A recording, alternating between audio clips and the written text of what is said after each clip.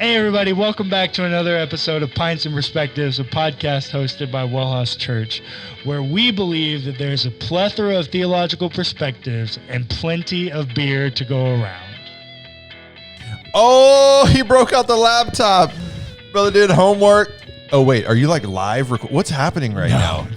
I just started my laptop up, but I do have my laptop. You look like a professional, like a studio producer with all that GarageBand stuff going on there. Well, that is my editing software for all the different podcasts that we do.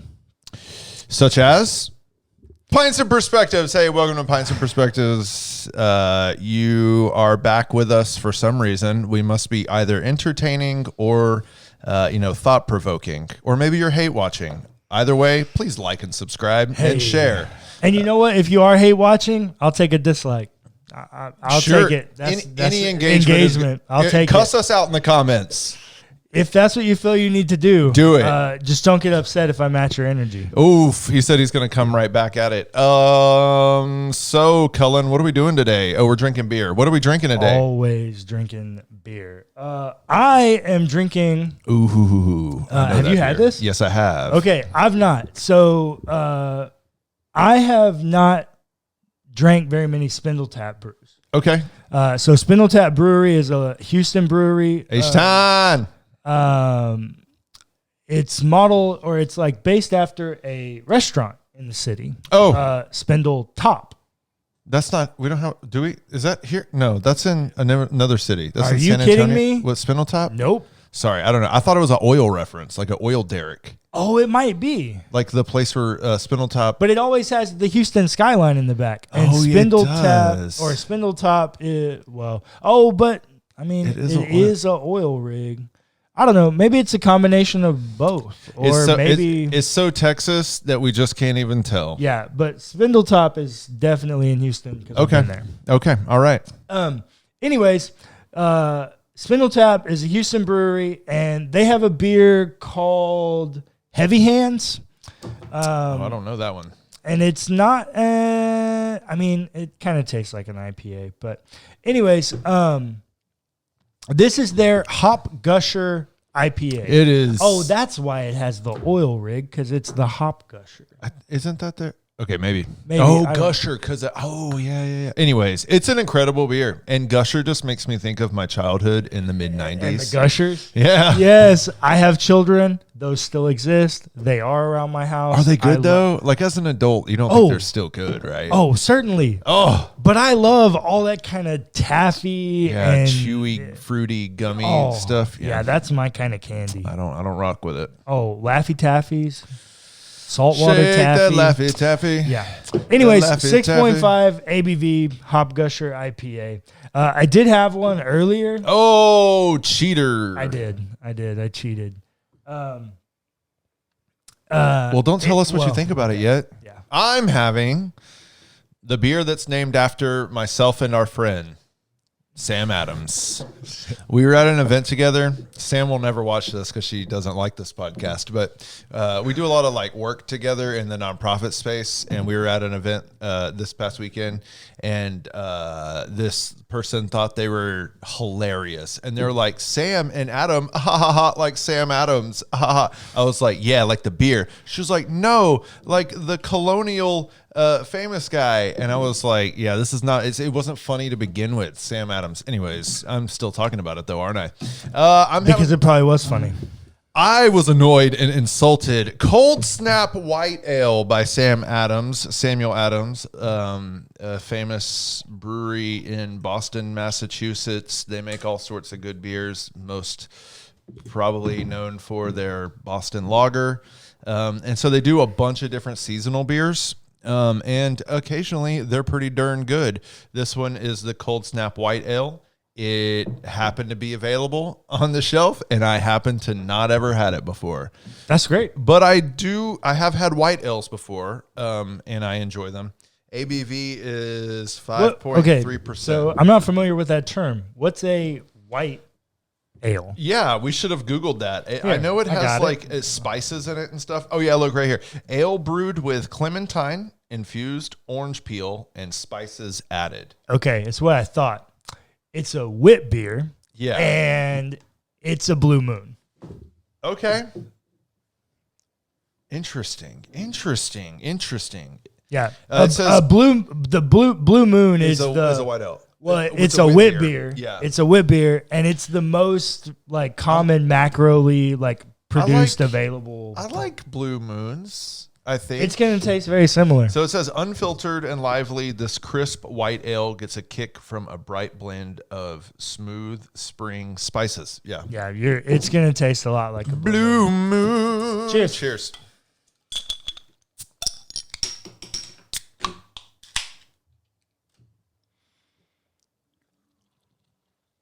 It's a Blue Moon, y'all.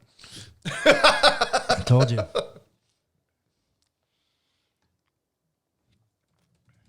It's actually really good. The orange is not as pronounced as it would be in a Blue Moon, which I kind of like that about Blue Moons. But yeah. I like the carbonation. It's more carbonated than a Blue Moon. The spice is pretty subtle. I kind of wanted a little bit more dynamics from the spice to kind of malt ratio. But overall, really good. I mean, cold snap white ale. It's like a good winter beer. Yeah. I'd say 5.3 alcohol. That's pretty good too for something that's pretty well balanced, good flavor profile. Wanting it to do a little bit more, I'm gonna give it a 6. There you go. Is Blue Moon better, or is it like the same? Man, that's a great question. I think I'd like to do a side by side. But in honor of Tom Brady's retirement, we're going to say that the Sam Adams is better tonight. Okay. All right. Park the car in the garage. Sorry, I've offended our entire Massachusetts audience. I don't know how much we have a Massachusetts audience. Well, if we did, I've lost them now because I was a racist and made fun of their accent. I repent. Mine, this is what I was going to say earlier. It has really, really, really citrus forward flavored hops. Yeah. Extremely citrus. I wonder what kind and of like hops pine flavored. That's a great, yeah. Extremely citrus and pine flavored. Like a tree, like a Douglas fir. Yeah. Mixed, grafted in a Meyer lemon bush. Can you do that? Can you graft a lemon tree with a pine tree? Probably not, right? Comment below. Is that a thing? Can you get a lemon pine? Can you do a lemongrass? Sorry, I'm just rambling now. I'm buying time for you. Oh, appreciate that. What Spindle Tap has to say about it is it's a West Coast IPA. It's got that Citra. It has Citra and Mosaic hops. If you didn't know, Mosaic is like the most common hop. Well, it's that West Coast style. It's that West Coast style. And Citra is another very common West Coast style hop. So.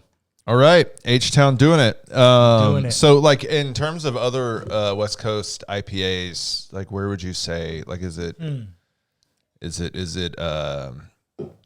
like Stone up there, or is it like, I don't know, what's a bad one? Is there such a thing as a bad IPA or West Coast IPA?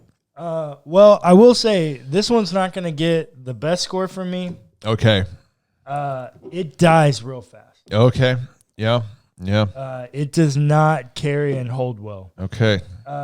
So yeah, I think I'm in the, I don't know, like 6.5, 6.6 right? Okay. All right. That's still fair. H-Town, hold it down.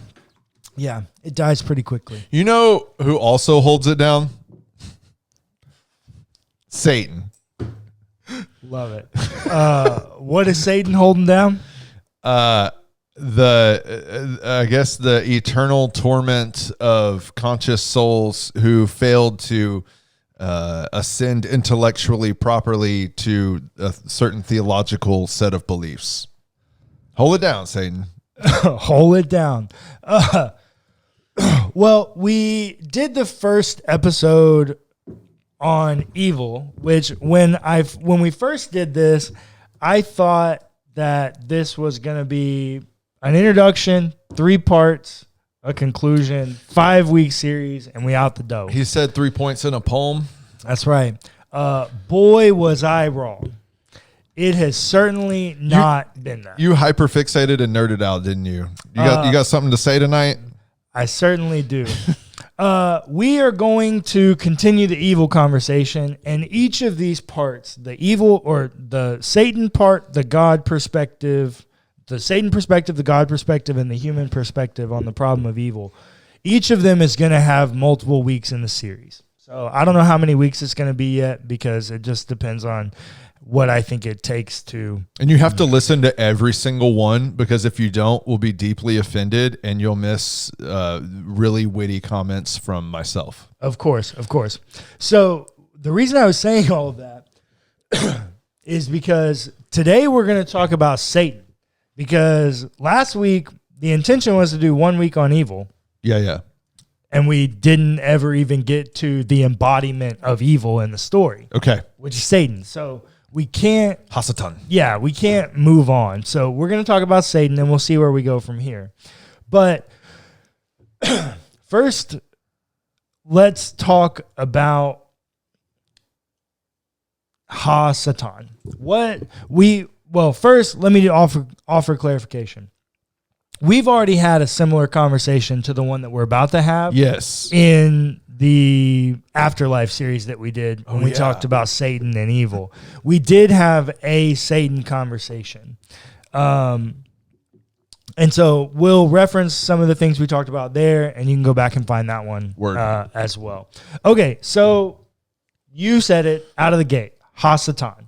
What is that? The adversary. Oh, also. The accuser. Between the two of us, Hasatan is a Hebrew word, and Adam is the Hebrew scholar at the table. Yeah. I don't even remember my Hebrew alphabet. Ooh. Aleph, Bet, Gimel, Dalet, Hey, Vav, Zayin, Het. Okay, I will do the whole thing. I'll spare you. No, I can't even remember the alphabet. Yeah, the adversary, right? I think that's what it translates to. I also haven't practiced my Hebrew in a minute. A hot minute. Well, I practice my Greek pretty regularly. Oh, but nerd. and we'll talk about Greek here in a minute. Sure. Because we'll talk about the development of this character in the New Testament. But Hasatan is a Hebrew word, and chronologically, the first time we ever get it would be the book of Job. Right. So it's a Hebrew word, and it means adversary. Yep. That's not really a term that we use anymore. The only place I can think about using that in modern language is, ironically, in bankruptcy court. Oh, well, we use it too. Like adversarial parties are the parties that come into the case that. Yeah. I guess so. Yeah. So it's a legal term. Yeah. Like that's the only time I ever use it. Yeah. I can't think of a way that we use it outside of, the justice system. Well, or maybe militarily, right? Like the Pentagon probably has some documents using the term adversary. Maybe, I think, but wouldn't they just more so? Well, I don't know. I heard another person use the word foe. Foe, okay. So but that's still like an enemy, like an opposer. Yeah, if you were gonna script it out in story talk, we would call it the antagonist. Yeah, right. Agnes. But in isolated incidences, and the reason I bring this up is because anytime you're reading your Hebrew Bible and you see Ha-Satan, I want to break that down for you. Satan is adversary. Ha is the definite article. Mm-hmm. The. It's a title. Mm-hmm. In the Old Testament, it's not a person. Mm-hmm. Mm-hmm. Mm-hmm. It's a title of an office. Oh. And it's also just commonly used as the person I'm in opposition to. Yeah. 8 times in the Hebrew Bible, Ha-Satan is used just in a general like opposing party. No reference to any kind of spiritual force at all. Yeah, some like very powerful individual disembodied spirit. Yeah, well, like a couple of times it's used just to refer to the opposing king in a war battle. Oh yeah, same military. Like it's just the adversary. Like it's my opponent. Right. The person I'm trying to conquer. Right. Or defeat or win over, whatever might be victory for the said situation. They are the obstacle to getting to victory. So you first see this person in Job. Adam, do you want to remind us? It comes in the first 2 chapters of Job, and then you never hear about the character again. Well, at the beginning, right? At the very beginning, where 1 and 2. The first like courtrooms, like right, the Hasatan approaches. Yeah, there's a Adonai. I don't know what name is used for God there. So what happens is God is in the throne room, and the text says there's a meeting of the angels. Okay, yeah. And Hasatan is among them. Oh, okay. Okay, so you automatically get this kind of inclusive language that like this is the heavenly realm, and the setup of the story really seems to be like it's daily roll call. Okay. It's like all the angels. Well, it's like everybody. Like medieval court, like ancient court. No. Well, so it ends up being an ancient courtroom in the way it plays out. But the first thing, the way that I can only think about it is like in all the cop movies that you watch, everybody at the start of their shift has to show up for roll call. Okay. To get their daily assignments or any updates or whatever. That's how this story gets introduced.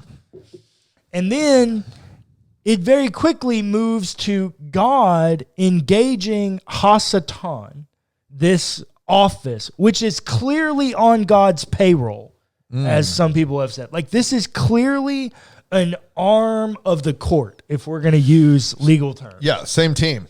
Yeah, it's like the judge and the prosecutor.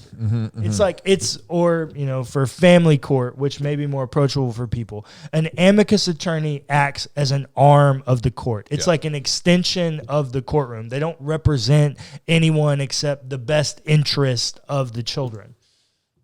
So, like, this office seems to be some kind of arm of the court, like an extension of the throne room. And so God begins to engage this office, and they have a conversation, and God says, have you considered my servant Job? Mm-hmm.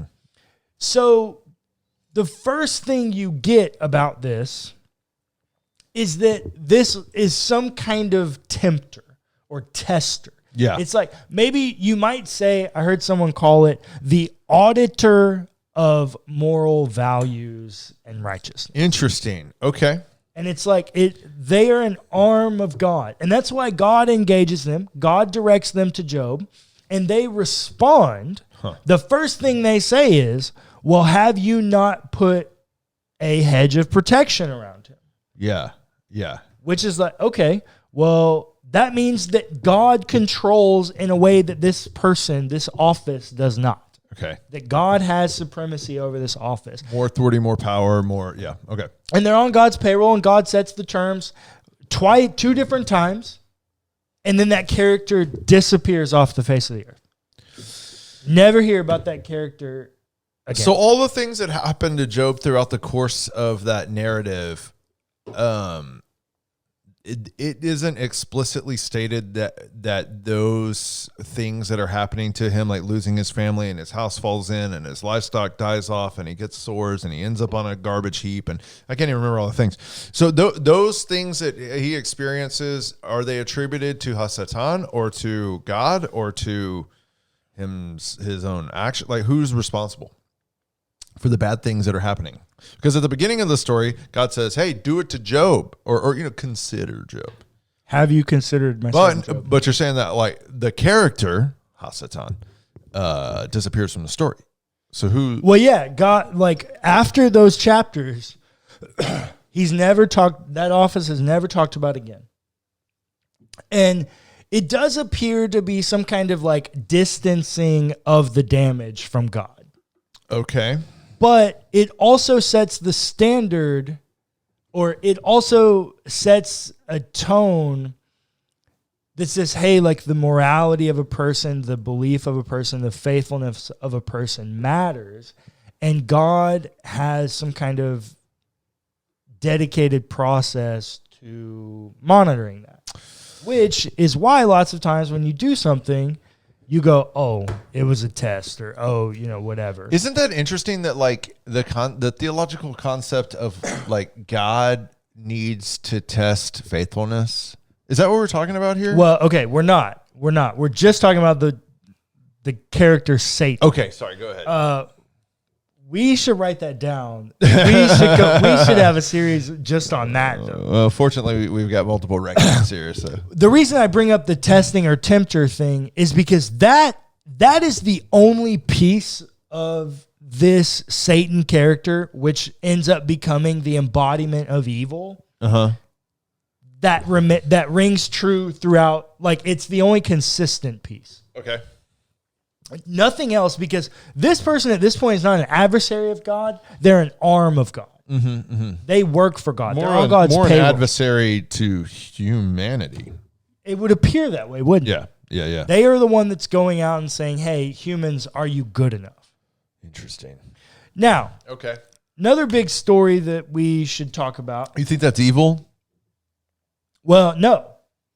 So we wouldn't say that the it's character, suffering, because Job endures suffering, and if you remember, we linked evil and suffering together. Yes. But I will argue when we get to the God side that they are different. Okay. Because Jesus suffers. So he suffers. But the tempter is the one that's making his suffering even possible. Yep. Okay. We should also... Okay, so that's the first chronological time you ever get it used. Okay. Hasatan is then used several other times throughout, the Hebrew Bible, as we talked about, just to refer to a general opponent. But other than that, Hasatan is not used in any kind of real, like, embodiment of evil way until the New Testament. Okay. And then that term's not used anymore. Well, and Hasatan's not used anymore. That's what I'm saying. They replace it with Diablos. Right. Which is devil. The devil. But I heard somebody make an argument that even in Mark's gospel, you could argue that the Diablos is still acting in the Job realm because they have submission to God. And so what happens is, this character is entirely made up. 100% made up. Which character? Which Hasatan. Okay, yeah. Entirely a made up character in which people have tried to piece together evil. Because taking little pieces from this text and little pieces from this text and this idea, yeah. Let me give you an example. Adam, is Satan the serpent in Genesis 3? I have so many answers to that question, but yes. Only because you've read Revelation. Yeah. So the answer to that question is because culturally, yes, but like textually, no. In Genesis, the answer is vehemently no. It's the serpent. It's just the serpent. And it walks upright. It's this cunning, kind of sly, but handsome creature, as T-Rex. The text. Yeah, T-Rex. as the text kind of shares it. But because Revelation calls evil the original serpent, or maybe better translated, the serpent of old, and ties it back to Revelation 3, Genesis 3, everybody says, oh yeah, absolutely, that's Satan. But nobody until the book of Revelation, the letters to the 7 churches, thought that. Yeah, because you kind of have to build a whole theological system for what, or who, I should say, the devil is, right? And like early Hebrews didn't have modern theological constructions of like a good and a bad. I mean, I don't know, maybe, but not like we do today. Like, again, I know on this podcast we've talked about like John Milton, where that's really where we start getting these ideas of Satan and demons. But like even like Dante, we've gone through hell in different books, right? I think we did that. Anyways, we did a whole series on eschatology. But like in each one, but what I'm saying, like in the ancient world, and these authors, like the author of Revelation, John on Patmos, like what was his theological construction of an evil, like demigod, like deity, but not really a deity, like an angel? I guess, like, was he thinking if you asked John of Patmos, which I don't think is any way connected to the author of the Gospel of John, right? If you ask that person, John the Elder, as they're called in Revelation, I think he would tell you that the embodiment of evil is Nero. Yeah, so like a modern man, if like for him, like contemporary, a contemporary. He looks around at his cultural setting and his social setting, and he sees the embodiment of this idea, this theological idea of not God. Well, no, just read the damn book. 666, the mark of the beast, is Nero. Yeah. Like, that's what it comes out to in numerology. Yeah. Like, it's just Nero. Like, so, but what about, never mind. I should get a Bible out. So, Satan, this character, has multiple kind of origin stories. Yeah, that's a good way. Like the Santa Claus story. Yeah. So, well, okay, maybe before I give you Satan's origin stories, I should say that this character evolves into what it is, right, for the same issue that we're trying to resolve right now, which answer the problem of evil. They are trying to distance God from evil. Okay. That's why. And it's most clearly seen in the Old Testament, and I'm not going to read all of them, but this is why I have my computer in front of me. There are 6 or 7 places where, or maybe not that many, there are 6 or 7 other places where Hasatan is used, and a majority of those places are in Chronicles. First and Second Chronicles. And why is that important? Because Satan, the character, really develops in the post-exilic era. Okay. Post-exile. I mean, it was all going somewhere. Okay. You're teaching me now. Okay. Yeah. Hasatan is really used in First and Second Chronicles, which is a history of Israel. You might say that it is a self-contained version of the Bible. It's a chronicle. It's a chronicle, and it's written from the priestly perspective, and it's a retelling of 1st, 2nd Samuel and 1st, 2nd Kings, right, which are also histories of Israel. And what happens is, in 1st and 2nd Samuel and 1st and 2nd Kings, you have this language where a few times when something bad happens, it will say something along the lines of an evil spirit of the Lord. Ooh, of. the attributing cause of the evil or some variation of that, because they're not always exactly that. But some version of causation of an evil spirit attributed to God, Yahweh, Adonai. Okay. First and Second Chronicles post-exile comes around and goes, nope, don't like that. We're going to replace it with Hasatan. Interesting. Same stories, replaces it with Hasatan. It's about 2 or 3 times. Okay. Because there is a theological conundrum of the problem of evil. Yep.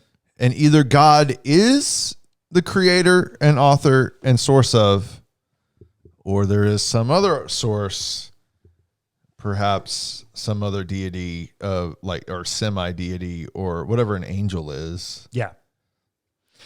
So causes or like origins of this character. I think there are like 3, maybe 4 kind of mainstream ones. I can only remember 2 off the top of my head. Maybe I'll try to scroll when I get you talking and see if I can find the 3rd one. But the first one actually comes from Genesis, the first like 5 verses of Genesis 6, and it's tied to the Nephilim. So Genesis 6, 1 through 4, or 1 through 6, somewhere around there, before the Noah story, you get this weird passage. It's like a one-off that tries to explain the existence of giants in the world. Like, that's literally what it's trying to do. Like, it makes a point to note that they're large people.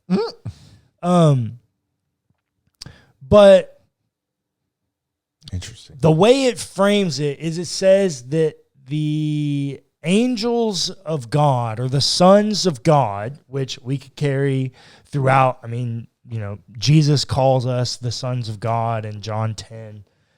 So it's like a common thing, but it is an angelic reference. The sons of God, or a deified reference, maybe is a better way to say it. A reference to divinity, deity in some way.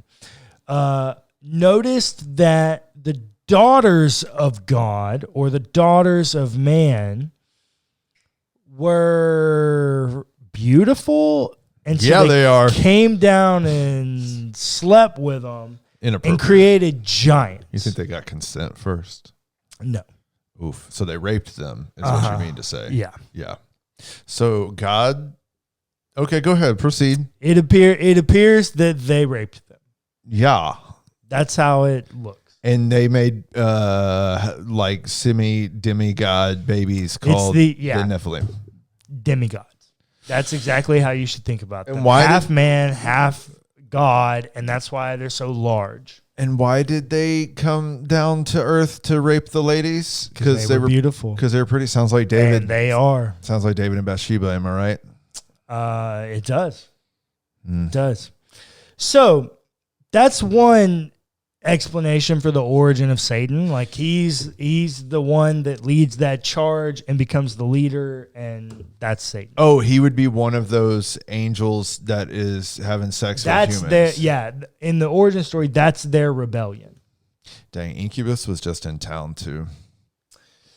So the other origin story is the one that we all know, or the one that kind of everybody thinks is the origin of Satan, which is those 2 strange references in Isaiah and Ezekiel to the falling stars, which we all know are references to the king of Babylon.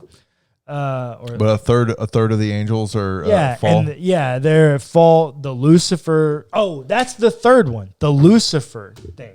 Oh, okay. That he's the bearer of light, God's second hand. Yeah.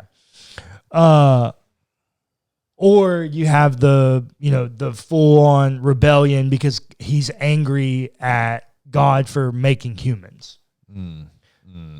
But once again, all of those, if we're being honest, are really theologies made up off one-off verses, which if you've hung around this podcast very long, I'm really against creating theologies off of one-off verses. Yeah, and like people continue to write volumes on Satan.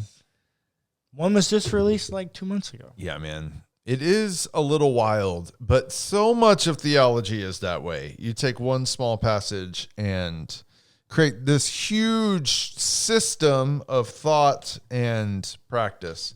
Yep. So what do we do with that? Is there a Satan? Well, I do think that it rings true that there's always an embodiment of evil. Okay. And an embodiment of evil. So the problem of evil, though, deals with the source of evil. So is the embodiment of evil and the source of evil the same? Would you equate those two? And let's just stick with Satan. So if we have a traditional Orthodox Trinitarian view of God, and we have a traditional Orthodox view of Satan and hell, which I know traditional view is there's multiple. Yeah. What do we do? Who's the source of evil then? Is it Satan?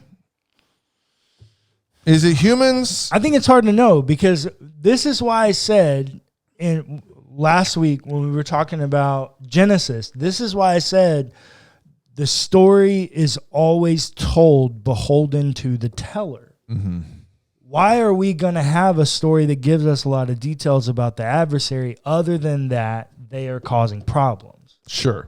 It doesn't make sense. We barely get much detail about the origins of our own side of the story, much less theirs.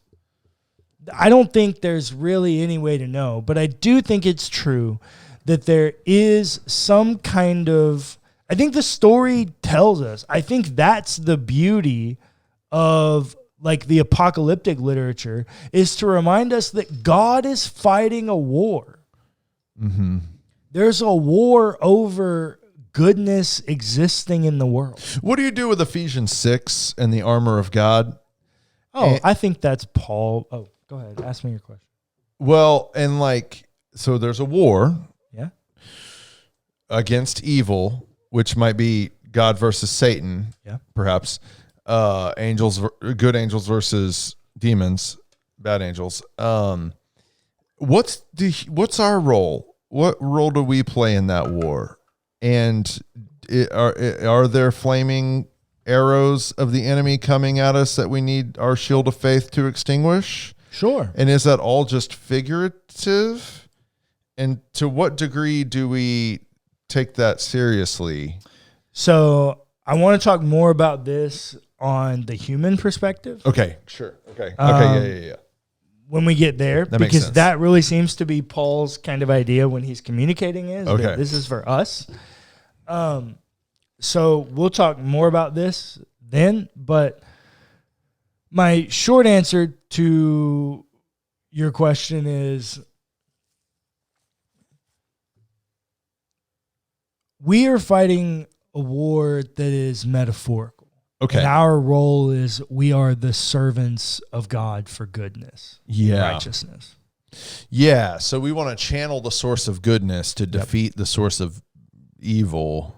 Which Mark 8 through 10 and the story of Jesus would tell us sometimes, and maybe more often than not, is through suffering. Why do you think the authors of First and Second Chronicles needed to distance God from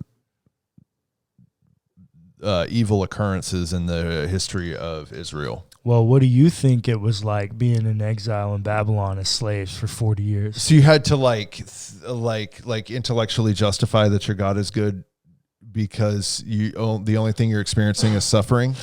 You got to kind of hype yourself up. Well, no, I think Jeremiah told them that God said this was punishment for your idolatry. I think Jeremiah has made that very clear. So the raping and pillaging of God's people was God was the source of that, not Satan. Satan isn't the reason why they went into Babylonian exile. No. Well, what the authors of First and Second Chronicles might say is, well, Satan is the author in the way that he tempted them away from God. Yes, they whored with other gods or something.